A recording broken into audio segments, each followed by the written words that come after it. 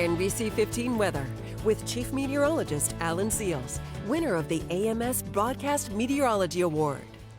Start preparing now for Hurricane Zeta. When it arrives, hopefully it'll be just a tropical storm, but it still could be a minimal hurricane. And right now it is a minimal hurricane with 80-mile-an-hour winds moving northwestward steadily at 10 miles an hour. It'll strike the Yucatan Peninsula overnight, weaken just a little, and then the steering winds are going to shift and turn it and speed it up as it approaches southeastern Louisiana, maybe Mobile Bay, maybe northwest Florida. But either way, we are in the forecast cone and we've got to prepare as though it's coming exactly here. So here are your wind speed projections. By Wednesday morning, 1 a.m., back to 80 miles an hour, turning toward the north, holding that 80-mile-an-hour wind through the day on Wednesday, but then slowly beginning to lose a little strength near or just before landfall. So by landfall, winds could be 75, 70. Now that would be the highest steady wind, which could gust even further. Notice though, the forecast position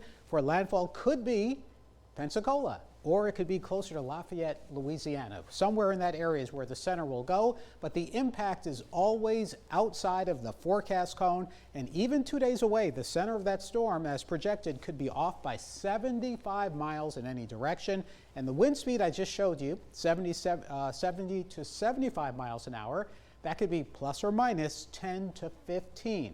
There's still uncertainty. That's the bottom line. And it means you've got a plan, which is why we are under a watch, a tropical storm watch. Compare that to a hurricane watch that covers coastal Mississippi and southeastern Louisiana. But for all of us in the NBC 15 area, we'll likely see steady winds over 40 miles an hour. Not to say they'll be 60 or 70, but at least 40. And that's why the tropical storm watch is issued. Now by tomorrow, there will be warnings issued for hurricane and tropical storm that will further pinpoint the impact. Coastal Mississippi, 4 to 6 feet of storm surge. Mobile Bay, Mobile, Baldwin counties, Escambia County, Florida, storm surge of 2 to 4 feet. This will be Wednesday night going into Thursday, and then east of Destin, about 1 to 3 feet of storm surge. We'll have that southeast wind that we have seen so often with hurricanes going to our west.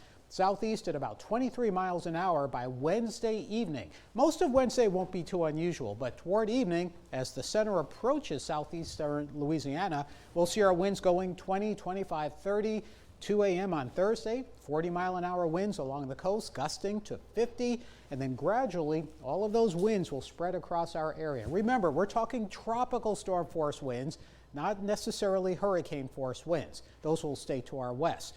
The heaviest rain to the west, 4 to 6 inches closer to the Pearl River along the Mississippi-Alabama state line, 3 to 4 inches. Look at the panhandle, just a couple, literally. So the farther east you are, the lesser the impact will be, although we will have the small possibility for an isolated tornado.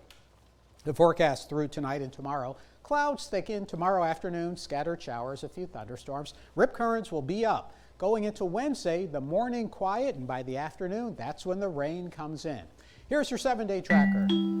Rain coverage by late tomorrow goes to about 50%, and then on Wednesday, about 80% also late. Prepare for Wednesday night and prepare for Thursday.